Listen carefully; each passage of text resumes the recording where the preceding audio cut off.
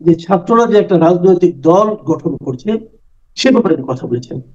এবং তিনি এখানে বলতে গিয়ে বলেছেন যে ছাত্রদেরকে উনি আসলে একভাবে বলেছেন একটা রাজনৈতিক দল গঠন করার জন্য। ছাত্ররা প্রথমে দ্বিধান্বিত ছিল, ছাত্ররা বলেছে যে আমরা দল গঠন করলে আমাদেরকে তো কেউ চেনে না, আমরা তো একটা আসনও পাবো না। উনি বলেছেন যে না, তোমাদের কিন্তু দেশের সবাই চেনে, তোমরা একটা চেষ্টা করে দেখতে পারো। এই ছিল মূল ভাষ্যটা। আমার ধারণা আপনি এটা চোখে পড়ার কথা।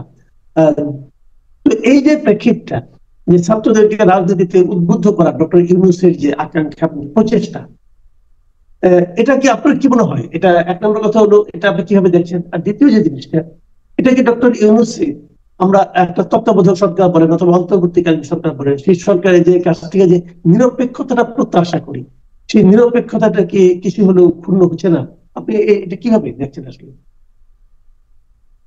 তত্ত্বাবধায়ক সরকার বলেন, অন্তর্বর্তী সরকার বলেন, আর সব সরকারেরই এই ধরনের সরকারের নিরপেক্ষতাটাই হচ্ছে মূল পুঁজি তাদের।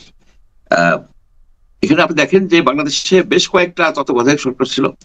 111-এর সময় অনেকটা ইন্টারিম গভর্নমেন্ট ছিল, বর্তমানে এখন ইন্টারিম গভর্নমেন্ট আছে।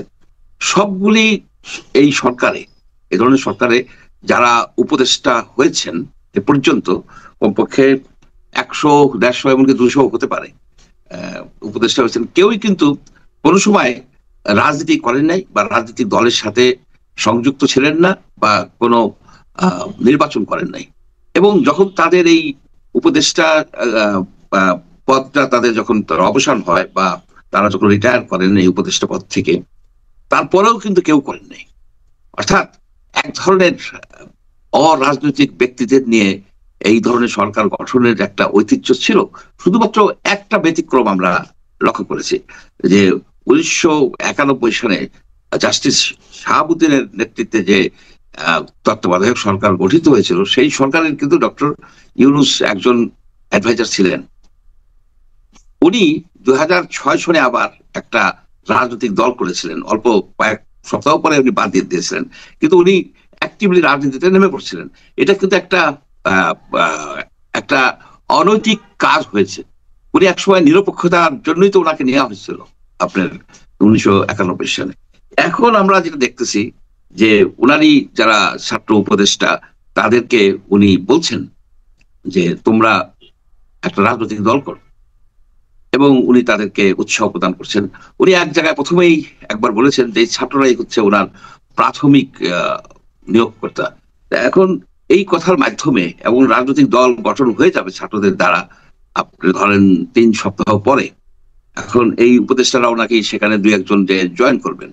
সবকিছু দেখে মনে হচ্ছে যে এই বর্তমান যে অন্তর্বর্তীকালীন সরকার, এই সরকারের নিরপেক্ষতা হারিয়ে ফেলেছে।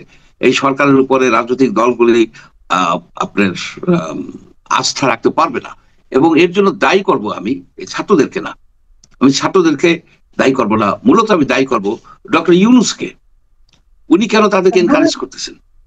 এক ধরনের কিন্তু বোঝা যাচ্ছে যে ডক্টর ইউনূসের নিরপেক্ষতা নিয়ে কিন্তু এক ধরনের বিতর্ক এটা আমরা দেখতে পাচ্ছি। বিতর্ক ঠিক নয়, যেমন ধরেন নির্বাচনের ডেট নিয়ে একজন বিরোধী মনে হচ্ছে যে ফেব্রুয়ারি থেকে বিএনপি নির্বাচনের জন্য আন্দোলনে যাবে বলছে। বিএনপি একটা সম্ভাব্য প্রস্তাব করেছে যে অগাস্টের মধ্যে নির্বাচন দেওয়া হোক, এবং এই সরকার তো ডিসেম্বরের আগে কোনো কথাই বলবে না, তারপর নিজেরাদের মতো হলে পরে সেটা হলে তাদের যদি ইচ্ছা অনুযায়ী হয়, মানে যদি সম্পূর্ণ সংস্কার হয় তাহলে সেটা আগামী বছরের জুনে যাবে। এই যে আগামী বছরের জুন পর্যন্ত নিয়ে যাওয়ার যে আকাঙ্ক্ষা ডক্টর ইউনূসের, এটার সঙ্গে কি আপনি ছাত্রদের রাজনৈতিক দল গঠন, তাদের দলকে গুছিয়ে নেওয়া, এই ধরনের কোন আপনার কারণ কি আপনি দেখেন যে এই জন্যই উনি এতটা সময় নিতে যাচ্ছেন? এটা তো অবভিয়াস, ছাত্ররা যাতে তরুণ এই দলটা যেন গুছায় নিতে পারে, রুট লেভেলে তাদের অনেক প্রসার ঘটাতে পারে, এই জন্য তাদের সময় দরকার। এই সময় তারা যে বলছেন যে 2026 সনের জুন পর্যন্ত নেবেন, আমরা সবাই জানি জুন হচ্ছে আষাঢ় শ্রাবণ, জুন জুলাই আষাঢ় শ্রাবণ ভরা বর্ষাকাল, ওই সময় নির্বাচন করা যায় না। একবার হয়েছিল, বাধ্য হয়ে হয়েছিল 1996 সনের জুনে, এবং জুন মাসে বাজেট দেওয়া হয়, সে সময় নির্বাচন হয় না। জুন পর্যন্ত টেনে নেওয়া মানেই হচ্ছে যে ওই বছরেরই ধরেন নভেম্বর, ডিসেম্বর বা জানুয়ারি বা তারপরের বছরের ফেব্রুয়ারি মার্চের দিকে টেনে নেওয়া যায়। অর্থাৎ এখানে একটা চেষ্টা আছে যে নির্বাচনটাকে অনেকটা দূরে মানে দেরি করানো একটা প্রচেষ্টা আছে, এবং সেই প্রচেষ্টায় 2-4 জন শুধু ছাত্ররা না, আরো 2-একটা দলও কিন্তু জড়িত আছে, যা বোঝা যাচ্ছে। আচ্ছা, একটা জিনিস আপনি আমাকে বলেন তো, ছাত্রদের আপনি যে পারফরমেন্স বর্তমানে দেখছেন, ছাত্ররা তো আপনাদের ছাত্রদেরকে তো অগাস্ট মাস থেকে দেখছেন, তারা নানা ধরনের কর্মকাণ্ড করছে, কথাবার্তা বলছে, বিভিন্ন টেলিভিশনে তারা টক শো করছে।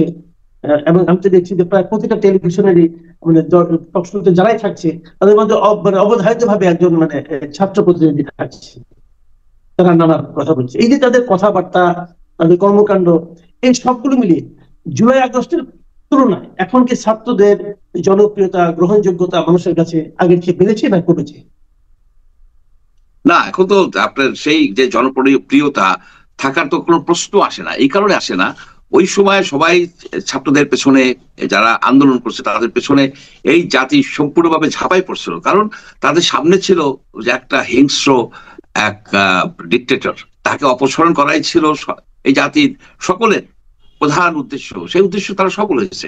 এখন সেই ডিক্টেটর নাই, স্বৈরশাসক আমাদের এখানে আর নাই।